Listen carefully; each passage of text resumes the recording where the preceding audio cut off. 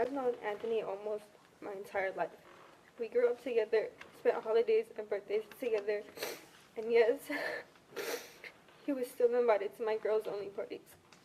To me, Anthony was my other half. Anthony and me had such a strong bond and connection, and he was honestly the best friend I could ever ask for. Anthony was never related to me by blood, yet I still call him and still do call him my cousin. Anthony was my shoulder to lean on as well as his siblings' shoulder to lean on. Anthony was protective over me and his siblings. He had a tremendous amount of love for everybody. He was always there for me when I needed him.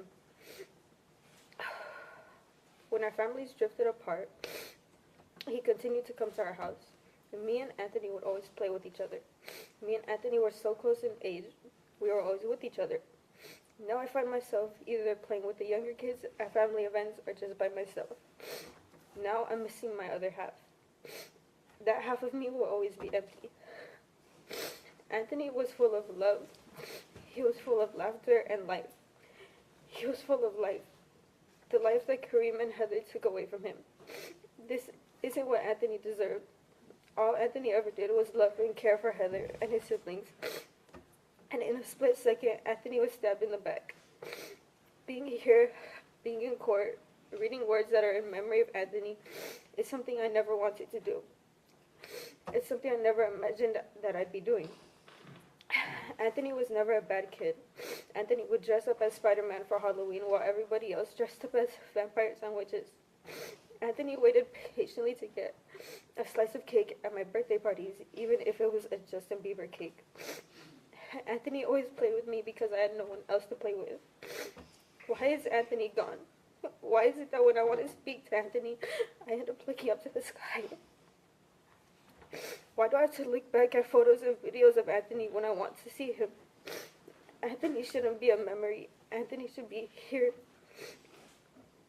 Anthony deserves to be here because he, along with his siblings, endured the worst pain imaginable. They felt physical and mental torture. They felt no feelings of being loved or protected by their own mother. And I just hope that the two of you feel the same mental and physical pain, exhaustion, torture, and strain that the two of you inflicted on them. I hope you feel it for eternity. The two of you don't deserve sympathy. You don't deserve anything. I want the two of you to know that I hate you both so much. My mom always told me that hate is too strong of a word, but it's the only word that expresses my feelings towards you two. Heather, we invited you into our home and into our family. To me, you were always Looney. I loved Looney, and she was such a kind person with a warm smile. Now I don't know you. I don't love you, and I don't care for you. I'm turning 16 this year, and Anthony would be turning 15. Me and Anthony had an ongoing argument on who was older. He would say him because his birthday was on the 4th of May and mine's on the 20th of May. He never understood that I was born a year before him. Now I have no choice to say that I won the argument because I'm turning 16 and Anthony is still 10. I won't ever get over the loss of Anthony. It will never get better. But I have no choice but to learn to live with the fact that he's not here anymore. Or the fact that I couldn't give him one last hug and tell him that I love him. I have regrets from the last time I saw Anthony alive. I do wish I could have told him that I love him. And I'll never forgive myself for possibly making him feel like I didn't love him anymore. Now I blame my 9-year-old self for being a child and not understanding that people come and go. I can't ever say sorry to Anthony for being mean to him. But in a way, I feel bad for my 9-year-old self. I feel bad for her because I hate her. I hate her because she drove Anthony away. No little girl deserves to be hated on by her future self. But because the two of you decided to take the life of my best friend, I have to live with my regrets. I won't be able to say sorry, and I can't ever see him again.